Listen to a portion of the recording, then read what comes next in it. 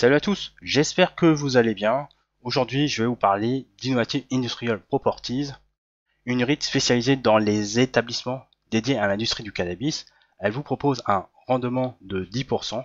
Non, ce n'est pas une blague, c'était une réalité il y a quelques semaines. Mais est-ce que cela vaut le coup d'y investir après 78% de baisse de son cours de bourse?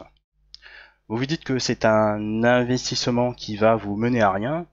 Malgré tous les problèmes à court terme, le bilan financier d'Innovative Industrial Properties est curieusement solide. Si je commence à analyser le taux de couverture des intérêts qui évalue la capacité de l'entreprise à rembourser les intérêts de la dette, eh bien vous tombez sur du 9,5 en divisant le résultat opérationnel par les charges d'intérêt, ce qui est largement supérieur à la limite recommandée par Benjamin Graham, à hauteur de 5, est largement supérieure à la moyenne des REIT américaines. Dans le même temps, vous avez une dette nette sur EBITDA à 1,1 et l'entreprise possède des contrats de location de longue durée entre 15 et 20 ans contre 5 ans pour les REIT industriels. Mieux encore, ces contrats de location sont 100% triple net, c'est-à-dire que les locataires sont responsables de l'ensemble des charges liées à la propriété immobilière. Et si je devais apporter la cerise au gâteau, elle n'a aucune échéance à rembourser en urgence jusqu'à mai 2026. Maintenant, intéressons-nous aux ratios clés pour analyser la performance financière d'une foncière cotée. Vous avez souvent l'habitude de vous focaliser sur le bénéfice par action, mais pour les REIT, la valeur d'un actif immobilier a tendance à croître au fil du temps. C'est pourquoi vous devez utiliser le FFO par action qui exclut les effets de dépréciation. Lorsque je regarde la croissance du FFO par action d'Innovative Industrial Properties depuis la crise du Covid, elle a jumpé de 4,72 à 7,64 $ par action. Plus rassurant encore, vous avez une croissance du résultat opérationnel net qui correspond aux revenus locatifs moins les charges immobilières. Et très logiquement, son dividende a largement progressé. Je vous apporte la preuve sur ce Skin Alpha. Et vous voyez que son dividende a augmenté depuis son introduction en bourse jusqu'à présent. Et son FFO Payout Ratio tourne autour de 93%, ce qui est inférieur à 100% et signifie que la REIT arrive à couvrir son dividende, même si c'est un peu tiré par les cheveux, mais d'un autre côté, son niveau d'endettement est extrêmement faible. Globalement, le dividende de Innovative Industrial Properties semble solide malgré un cours de bourse qui s'est fait massacrer.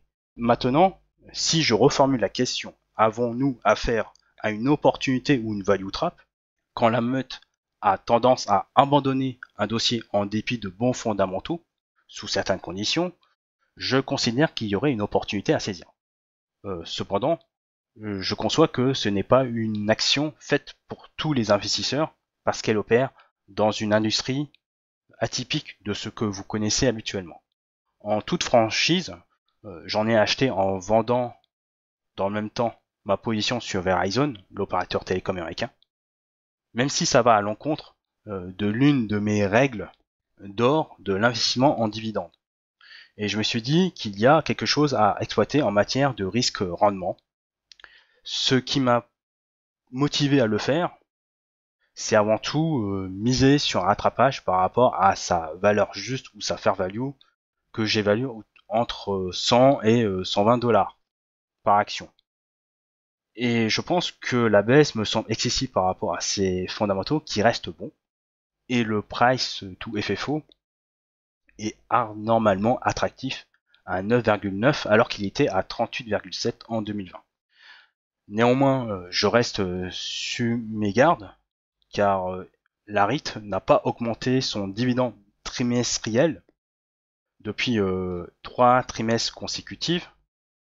Et imaginons qu'elle ne le fasse pas jusqu'à la fin de l'année, le dividende passerait de 7,1 à 7,2 $ par action, une croissance faible d'une année sur l'autre, ce qui voudrait dire que l'entreprise joue la prudence, du moins à court terme.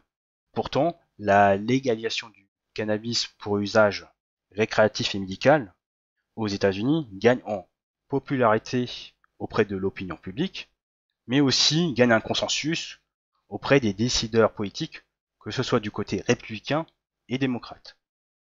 Mais la chape de plomb sur la légalisation du cannabis au niveau fédéral constitue malheureusement un obstacle de taille au potentiel d'Innovative Industrial Properties, et tant qu'elle n'est pas éclaircie du bon côté de la barrière, évitons de parler d'un retour d'un bull run vers les sommets historiques, vers les 280-290 $.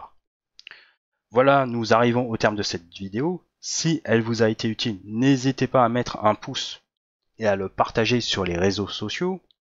Vous pouvez télécharger mes 2 cadeaux surprises, les 7 règles d'or de l'investissement en dividendes et le top 10 des meilleures actions à dividendes pour préparer votre retraite, en cliquant sur le lien dans la description sous la vidéo.